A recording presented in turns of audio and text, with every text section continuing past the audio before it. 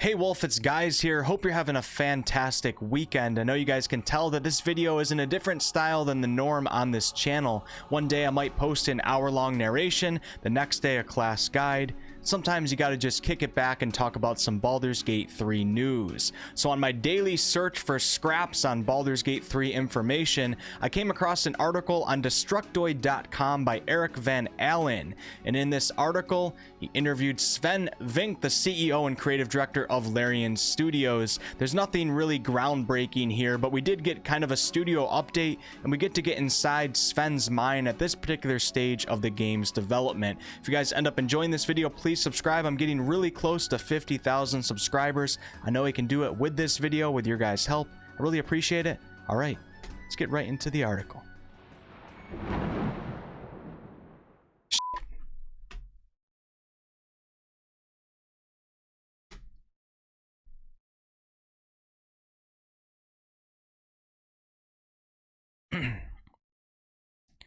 Larian founder Sven Vink on Dice, Druids, and Baldur's Gate 3, and as you guys can see, it was posted on April. I'm getting really freaking tired right now. You know what? Screw it.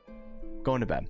All right, good morning, and on to the article. The first couple paragraphs here just talk about how Larian Studios utilized an early access phase for Divinity Original Sin 1 and 2 to their success, and they're obviously doing the same thing with Baldur's Gate 3, but Baldur's Gate 3 is a beast of its own. It has a different combat system, a more cinematic approach, much more cinematic approach, and it's firmly rooted in the old tomes of Dungeons and Dragons. I know some of the elitists out there are probably getting angry at that line right there, but the truth is, the game is a 5th edition game at its foundation. The world, the classes, the races, and the mechanics, even though Larian Studios has obviously implemented changes to the mechanics and added things that aren't 5th edition. And if we scroll down, we have a quote from Sven himself.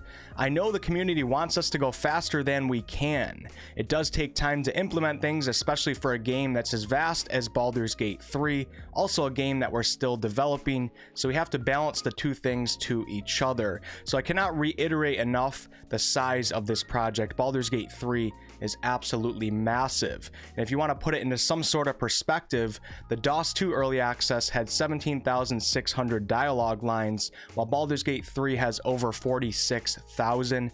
DOS 2 had 22 combat instances, and Baldur's Gate 3 has over 80 in early access. And also, at the time of making DOS 2, I think Larian Studios had, I want to say, around 150 employees. With Baldur's Gate 3, they have over 300, and they have more studios around the world. So one team will work in the day. When they go home to their families or whatever they do, they pass off their work to another studio in a different time zone, and that studio can take over.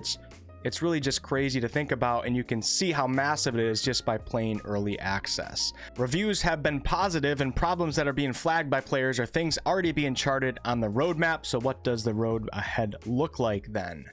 So yeah, so reviews have been positive. In my opinion, everything I've seen has been overwhelmingly positive, especially on this channel. But as we keep going down in the article, you guys are going to start maybe opening up your minds to the possibility that there are a large group of players out there that don't necessarily like the things that we like on this channel. And this will be evident in what Larian Studios says in this article. All right, on to the next section, building the pillars. So this section kind of talks about the foundation of Baldur's Gate 3 and how some things the studio is considering changing while other things are more firmly rooted into the foundation. And one of the major things right here is real-time with pause is one concept Vink says Larian won't be implementing. I already heard them say this before, and I never expected real-time with pause, but I know there's a large group of players out there that want real-time with pause, and actually in a perfect world I would love to have real-time with pause and turn-based, but I'm kind of happy that Larian Studios is focusing in on one combat style to give us the best experience that they can. When a company focuses on too many things at one time, oftentimes things will become okay or even crappy. So if they're just going to focus in on turn-based and really make it perfect, I stand behind them with that, and I'll just look to other games to play real time with pause. All right, right here we have a line that says the use of dice has been a particular wrinkle that Larian is still trying to solve. It's core to D&D, but for those not looking to do some traditional role playing, it can be frustrating. So here we go, we're kind of talking about the players out there that don't want the dice rolls in their game, or maybe they don't want as much RNG. and they are out there, and we have to respect them. I kind of stand in the middle. I love RPGs that don't use mechanics like D&D does, but then I love RPGs that do. So who is Larian trying to appeal to here? Well, I think it's safe to say that they're more so appealing to the D&D crowd because everything they've added so far has been optional, and hopefully they keep doing that. We'll talk about that in a little bit here. So Sven talks about DOS 2 and how there were polarizing subjects such as the armor system and durability, and how they had to swallow their pride with certain things and change things to do what was right for the game. All right, down here, now we're going to talk about the loaded die system, which was implemented, I think, with patch 4, right?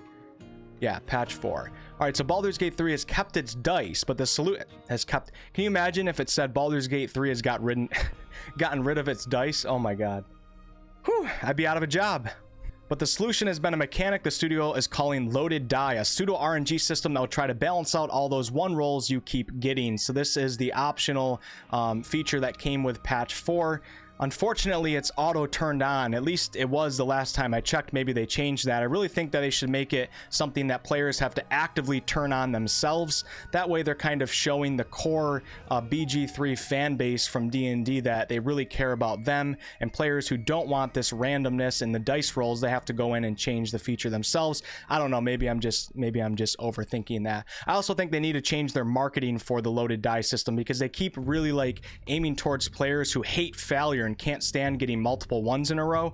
And that's okay, play the games the way that you want to play it, but they don't really openly advertise that it's also going to take away your chances of success, getting multiple successes in a row. So that obviously does create a balanced system, but who are we trying to market this to, and what player are we trying to help? The players that hate failure?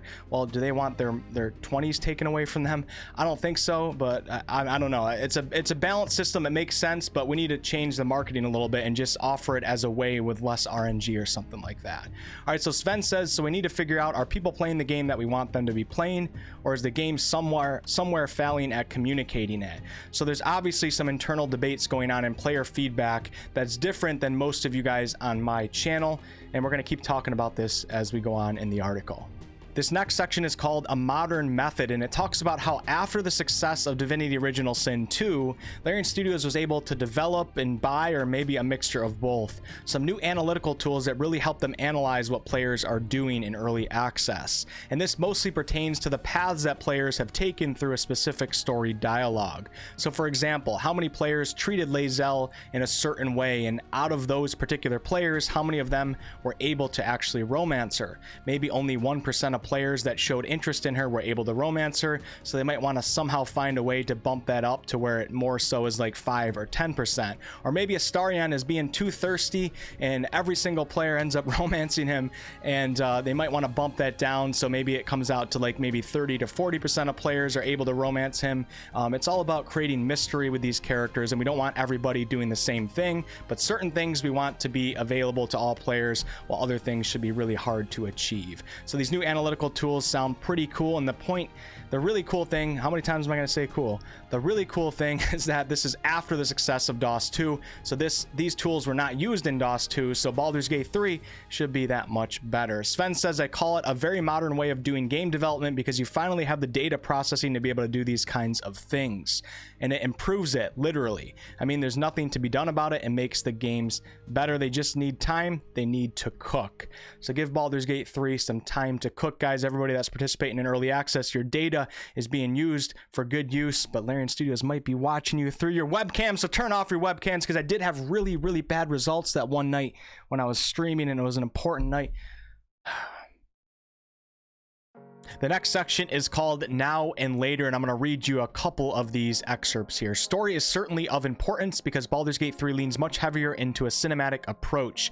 Conversations occur in framed animated shots rather than talking heads, and every companion has their own lines of dialogue to pour over, both on the road and back at camp. This goes back to just the pure massive size of Baldur's Gate 3. Every NPC you talk to, like it says right here, it's like a full cinematic experience. It's not just quick talking heads or dialogue popping up. So So when we tell Larian to implement certain things, it's not just as easy as, you know, creating some pop-up text or something like that. It's a massive, massive project, and I really respect it. It's very, very exciting to watch and experience. Currently in early access, there's only the first hub act of the game, and act is in quotations, so obviously we can assume that there's going to be more content in Act 1 when it actually comes out. Vink says that the studio is trying to be very conservative with what they launch in early access, period. Let me remind you guys, once again, this is early access, so if things are missing, there's no reason to get mad, just provide feedback.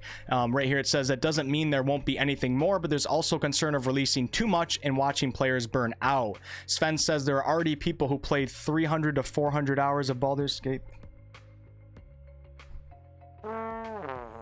Vink says the studio doesn't have the content of the end game ready yet. I think most of us were already assuming that, but I'm gonna kind of go out on a limb and say that this will be released in 2022 or later. I don't think it's gonna be later than 2022, but I don't think 2021 is really realistic at this point. They're still working on some of the foundational aspects, and obviously if the end game isn't ready yet, that's gonna take probably a really, really long time. It's one of the most important parts of a game. So down here in the article, we talk about the addition of the druid class to early access, and Sven says it was one of the hardest classes to get right, so we wanted to put it in there to force ourselves to go through the entire process of that class, and at the same time see what people were going to be doing with it, because we're going fairly far with what you can do with wild shape. So he's basically saying that the druid was a really important class to implement into early access because of just the pure nature of its complexity and all the variations you can do with the druid with wild shape and all the concentration spells and a mixture of all that utility and combat based stuff.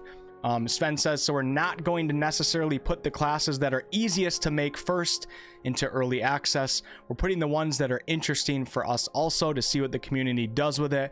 Once again, we're providing a lot of feedback by testing out these classes and trying different things. Bear with me, guys. We're almost to the end of the article. This next section is called Ain't Seen Nothing Yet. And it's basically saying that we ain't seen nothing yet. If I scroll down here, we can read significant changes in the main storyline that weren't ready or included yet, even in this first act area. So yeah, even those of us that have played 300 to 400 hours, when the game actually comes out, or maybe later on in early access, we can expect a different experience, whether slightly different or drastically different. I'm not really sure, but it's definitely exciting. This section mostly focuses on the companions though, and Sven says it's interesting to see what people write about them and making their opinion, especially if you know stuff that comes later. So it's really cool to see, but it also tells you, yeah, okay, well, they're completely seeing this person like that, and that's actually not what we meant from the get-go. We wanted them to seem like that. So this is really cool to hear. There's a lot of great theories and opinions on the companions. It'll be interesting to see what Larian Studios does with them over the course of early access or when the game comes out. There's one more thing that I want to point out in this section so we are clear on this. All right, so Larian Studios obviously had to determine where they wanted to cut off early access, but it was a tricky process. Not every path has a natural climax, so Larian had to find cuts that felt reasonable even if they're also artificial. So a lot of the companions to some people feel shallow, or their quests just aren't that great. Well, there's a lot of stuff that is missing, and we just read it right here. Larian had to find cuts, so just keep that in mind when you're analyzing these companions. Keep providing feedback though. I think we're gonna have a great game. We're gonna have a freaking great game. All right, on to the last section. Wait, not the last section.